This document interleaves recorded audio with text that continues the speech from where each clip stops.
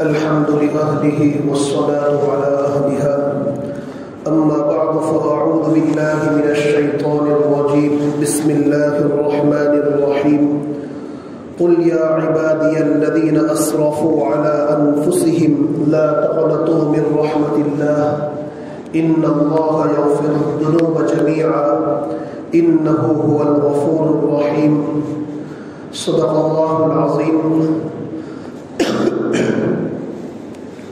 اللهم صل على سيدنا ومولانا محمد مبارك وسلم.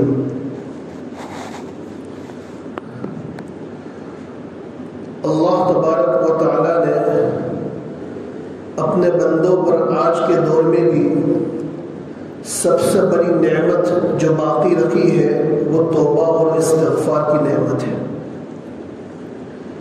یہ ہمارے لیے بڑی خوش قسمتی کا موقع ہے کہ ہمارے گناہوں کی کثرت کے باوجود اس رب کریم نے ہمارے لیے توبہ کا دروازہ کھلا رکھا ہے. یہ انسانوں کے لیے بہت بڑی نعمت ہے. انسان کے گناہ کتنے ہی زیادہ کیوں نہ ہو لیکن سچے دل سے توبہ کر لیتا ہے، اللہ 2 لمحے میں زندگی بھر کے گناہوں کو معاف کر دیتا ہے. بنی اسرائیل کے ایک شخص کا واقعہ ہے مسلم شریف کے اندر کہ اس نے گناہ اور نافرمانی میں کوئی ایسا کام باقی نہیں چھوڑا تھا جو اس نے انجام نہ دیا ہو، لیکن ایک مرتبہ اس کے دل کے اندر یہ داعیہ پیدا ہوا کہ مجھے توبہ کرنی چاہیے، اس لیے کہ مجھے بھی مرنا ہے، دنیا سے جانا ہے اور اللہ کے یہاں جواب دینا ہے. 99 آدمیوں کا اس نے قتل کر دیا تھا. اب لوگوں سے پوچھتا ہے کہ میں نے اتنے سارے قتل کیے ہیں اور بھی بے شمار گناہ ہے، میری توبہ کی کوئی شکل ہے؟ ہر ایک اس کو یہ کہہ دیتا کہ اتنے سارے گناہ اللہ کیسے معاف کرے گا. تو آخر میں اس کی کسی سمجھدار انسان سے ملاقات ہوئی تو اس نے یہ کہا کہ کسی عالم کے پاس چلے جاؤ، اللہ کے نیک بندے کے پاس چلے جاؤ، تمہاری توبہ کی کوئی نہ کوئی شکل و صورت ضرور نکل آئے گی. چنانچہ وہ گیا. وہ اللہ کا عبادت گزار بندہ تھا، عابد تھا، عالم نہیں تھا. تو اس نے یہ کہا کہ تمہارے گناہ پہاڑوں کے برابر، اتنے زیادہ گناہ، اللہ اس کو کیسے معاف کرے گا؟ تمہارے گناہ کی کوئی شکل نہیں ہے. تو اس کو غصہ آ گیا. اب 99 آدمیوں کو قتل کر چکا تھا، 99%. اب اس نے جو ہے اس 100 آدمی اس کو بھی قتل کر دیا اور 100 کا عدد مکمل کر دیا. 100 افراد کو جو ہے قتل کر دیا. لیکن اس کے دل میں خیال باقی تھا کہ میرے گناہ کی کوئی نہ کوئی شکل ہوگی. پھر لوگوں سے پوچھنے لگا تو لوگوں نے بتلایا کہ فلاں علاقے میں ایک اللہ کا نیک بندہ ہے اور وہ عالم بھی ہے، عالم ہے. تو آپ ان کے پاس جائیے، وہ آپ کے لیے ضرور کوئی مناسب شکل بتلا دے گا جس سے آپ کی توبہ قبول ہو جائے گی. چنانچہ وہ ان کے پاس پہنچا تو ان سے جا کر اپنی یہ چیز ان کے سامنے ذکر کی. تو انہوں نے کہا کہ ہاں تمہاری توبہ کی شکل موجود ہے اور تمہاری توبہ کی شکل یہ ہے. پہلے انہیں سمجھایا کہ دیکھو تمہارے گناہ کتنے ہی زیادہ کیوں نہ ہو لیکن اللہ کی رحمت سے زیادہ نہیں ہو سکتے. اللہ کی رحمت تو ہمارے گناہوں سے بہت زیادہ وسیع ہے. اسی لیے حدیث شریف کے اندر ہے کہ بخاری شریف کی حدیث ہے، حضرت ابو ہریرہ رضی اللہ تعالیٰ عنہ فرماتے ہیں کہ میں نے نبی کریم سرور دو عالم صلی اللہ تعالیٰ علیہ وسلم کو یہ فرماتے ہوئے سنا کہ ان اللہ کتب کتابا قبل ان یخلق الخلق، کہ اللہ تبارک و تعالیٰ نے مخلوق کو پیدا کرنے سے پہلے جو ہے ایک ضابطہ لکھ دیا، اور وہ ضابطہ کیا تھا ان رحمتی سبقت غضبی، کہ میری رحمت میرے غضب پر غالب ہے. یعنی اللہ تعالیٰ یہ فرماتے ہیں کہ میری رحمت جو ہے میرے غصے پر، جو ہے میری ناراضگی پر یہ غالب ہے.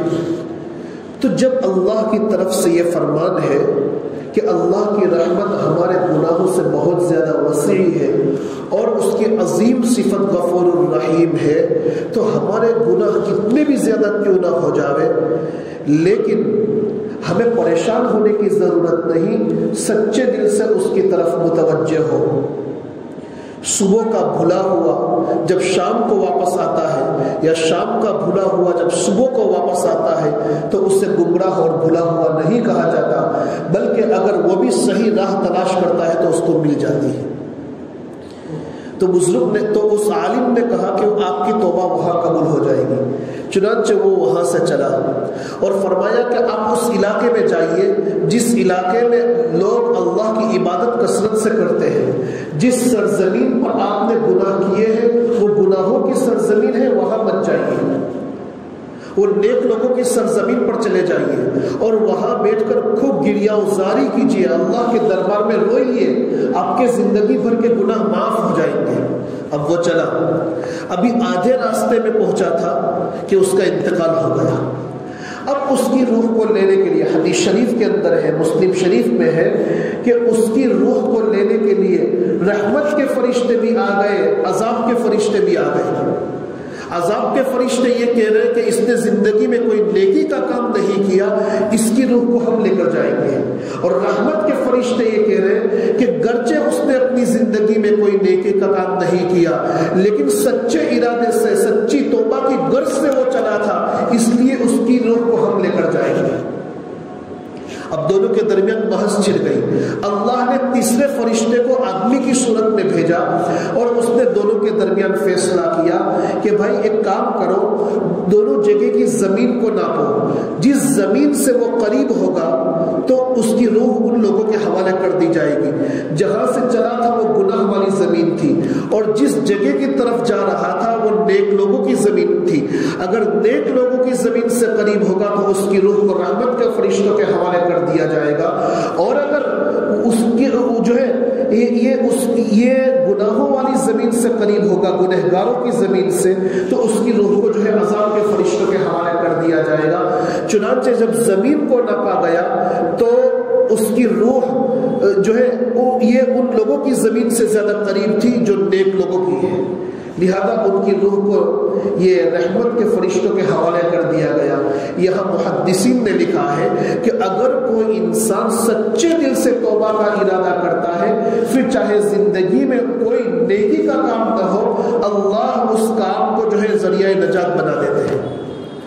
تو ہمارے گناہ کتنے بھی کیوں نہ ہو، لیکن رات میں سونے سے پہلے یا 24 گھنٹے میں تھوڑا سا وقت نکالے کہ اے رب کریم، ہم نے تیری بڑی نافرمانیاں کی ہے، تیری نعمتوں کو استعمال کر کے ہم نے تیری ناراضگی والے بے شمار کام کیے ہیں، لیکن ہمارے گناہ کتنے ہی زیادہ کیوں نہ ہو، تیری رحمت سے زیادہ نہیں ہو سکتے، تیری رحمت کا سمندر تو بہت زیادہ وسیع ہے، تو ہمارے گناہوں پر جو ہے قلم عفو پھیر دے۔ اور یہ دعا پر ہے، ربنا ظلمنا انفسنا، جو انسان سچے دل سے یہ دعا پڑھتا ہے اللہ اس کی مغفرت فرما دیتے ہیں۔ ربنا ظلمنا انفسنا، اے پروردگار میں نے اپنی ذات کے ساتھ بہت ظلم کا معاملہ کیا، وَإِن لَّمْ تَغْفِرْ لَنَا وَتَرْحَمْنَا، اگر آپ ہماری مغفرت نہیں کریں گے، ہمارے ساتھ رحمت کا معاملہ نہیں کریں گے، لَنَكُونَنَّ مِنَ الْخَاسِرِينَ، تو ہم خسارہ پانے والوں میں سے ہو جائیں گے۔ حضرت آدم علیہ السلام سے جب وہ اجتہادی غلطی ہو گئی، خطا ہو گئی کہ اللہ نے جس درخت کے کھانے سے منع فرمایا تھا، جنت کے اندر اس درخت سے کچھ کھا لیا، تو اللہ تبارک و تعالیٰ نے ان کی جو توبہ قبول فرمائی وہ اسی دعا کی بنیاد پر کہ انہوں نے اللہ کے حضور میں بار بار یہ کہا، انہوں نے حضرت حوا نے کہ ربنا ظلمنا انفسنا وَإِن لَّمْ تَغْفِرْ لَنَا وَتَرْحَمْنَا لَنَكُونَنَّ مِنَ الْخَاسِرِينَ، تو اللہ نے ان کی توبہ قبول فرمائی۔ تو جب بھی کوئی گناہ ہو جاوے، دیکھو گناہ ہونا کوئی بڑی بات نہیں ہے، انسان ہے بتقاضۂ بشریت گناہ ہو سکتا ہے، لیکن گناہ ہو جانے کے بعد توبہ کی توفیق نہ ہونا یہ بہت بڑی خطرے کی گھنٹی ہے۔ کہ نمازوں پر نمازیں چھوٹ رہی ہے، ناجائز کام کرتے چلے جا رہے ہیں، ہفتوں کے ہفتے، مہینوں کے مہینے گزر جاتے ہیں، سچے دل سے توبہ کرنے کی توفیق نہیں ہوتی، اللہ کے سامنے ہاتھ پھیلانے کی توفیق نہیں ہوتی۔ پھر ذوالفقار نقشبندی نے کسی جگہ پر ذکر کیا ہے کہ اللہ سے مانگنے کی توفیق نہ ہونا یہ بھی اس بات کی علامت ہے کہ اللہ ہم سے ناراض ہے، تبھی تو وہ اللہ ہم سے مانگ جو ہے اللہ تبارک و تعالیٰ اپنے سامنے ہاتھ پھیلانے کی توفیق نہیں دیتا۔ تو کوئی بھی گناہ ہو جائے تو گناہ ہو جانے کے بعد فوراً جو ہے کوئی نیکی کر لو، استغفار پڑھ لو، اور ساتھ ساتھ جو ہے کوئی بھلائی کا کام کر لو، سبحان اللہ پڑھ لو، اللہ تبارک و تعالیٰ گناہوں کو معاف کر دے گا۔ فوراً سچے دل سے توبہ، سچے دل سے توبہ ہونی چاہیے، اللہ تعالیٰ زندگی بھر کے گناہوں کو معاف کر دے گا۔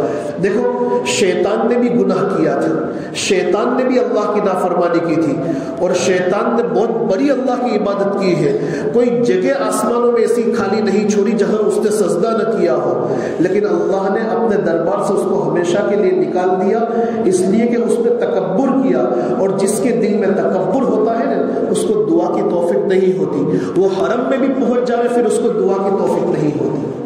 تکبر ایک ایسی چیز ہے کہ انسان کو برباد کر کے رکھ دیتی ہے، اور جو انسان اللہ کے سامنے عاجزی کے ساتھ مانگتا ہے تو پھر اللہ تبارک و تعالیٰ اس کو بلند مقام عطا فرماتا ہے۔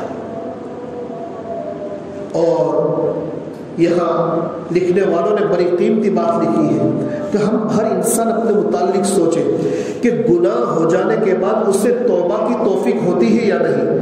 اگر گناہ ہو جانے کے بعد اسے توبہ کی توفیق نصیب ہو جائے تو سمجھ لو کہ وہ لغزش آدم ہے، وہ حضرت آدم علیہ السلام والی غلطی ہے کہ حضرت آدم علیہ السلام سے خطا ہو گئی، غلطی ہو گئی، اللہ نے فوراً توبہ کی توفیق دے دی۔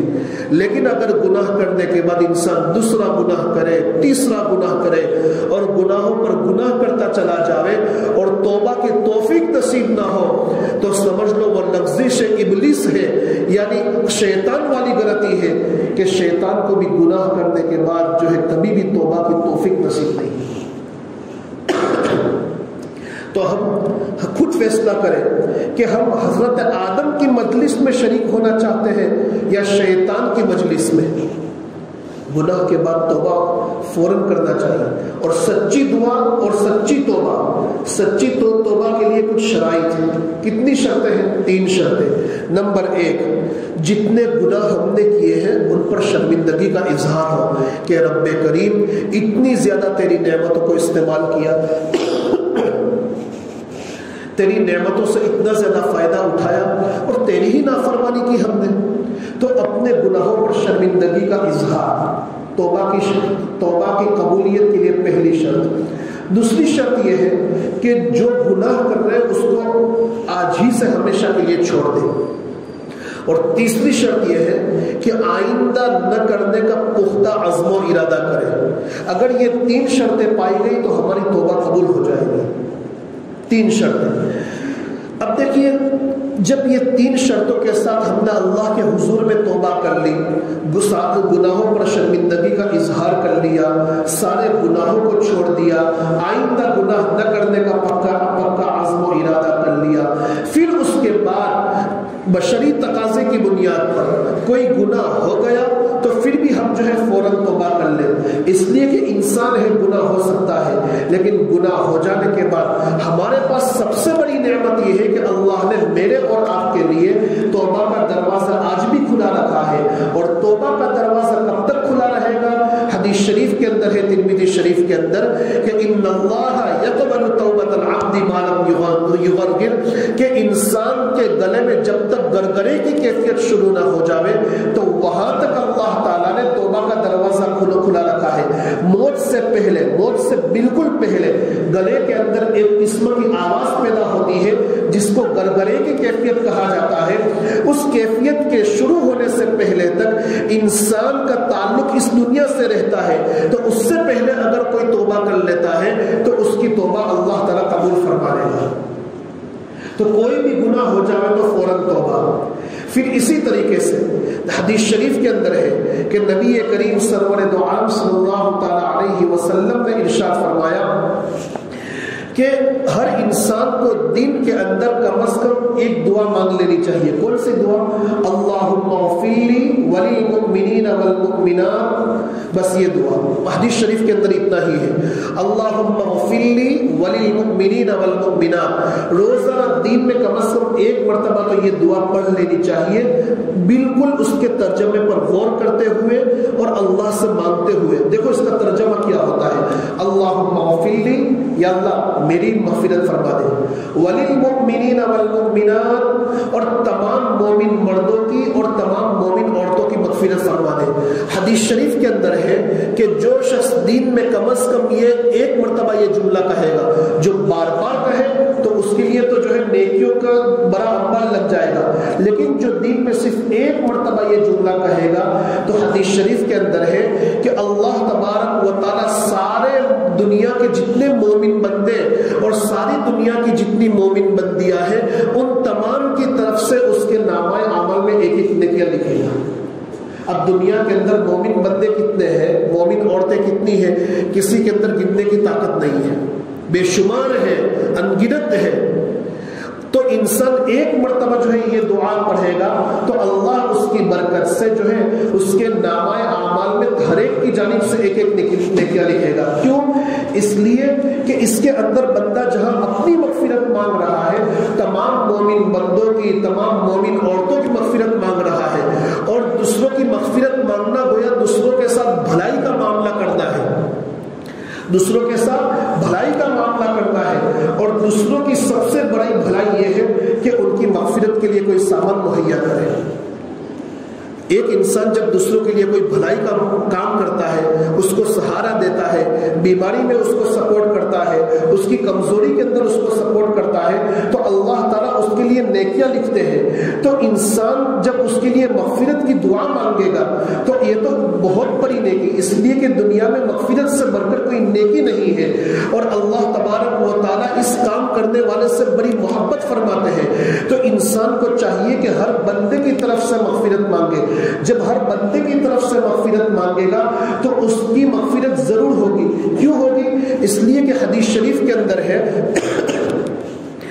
کہ جب بندہ اپنے مومن بھائیوں کے لیے جب کوئی دعا مانگتا ہے تو اللہ تعالیٰ وہ دعا اس کے حق میں سب سے پہلے قبول فرماتا ہے.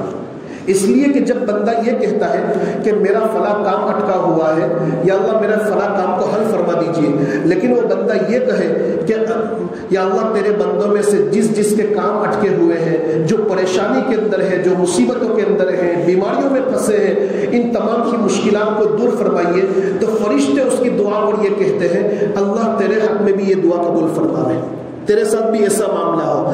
تو حدیث شریف کے اندر یہ بتلایا گیا ہے کہ اگر کوئی مومن بندہ اپنی دعا اللہ کی بارگاہ میں قبول کروانا چاہتا ہے تو وہی دعا دوسروں کے لیے مانگے. ایک بزرگ فرماتے ہیں کہ مجھے جس چیز کی ضرورت ہوتی ہے, جس چیز کی حاجت ہوتی ہے, تو اللہ کے حضور میں وہ چیز میں دوسروں کے لیے مانگتا ہوں, اللہ اس کی برکت سے میری ضروریات کو پورا فرما دیتے ہیں. تو اس کے اندر یہی بتلایا گیا ہے کہ یا اللہ تو میری مغفرت فرما, وللمؤمنین والمؤمنات, اور تمام مومن مردوں کی اور تمام مومن عورتوں کی مغفرت فرما. تو جب ہم دوسروں کے لیے مغفرت مانگیں گے اللہ تعالیٰ اپنی رحمت سے ہماری بھی مغفرت فرما دے گا. اللہم اغفر لی والمؤمنین والمؤمنات, بس اتنا جملہ.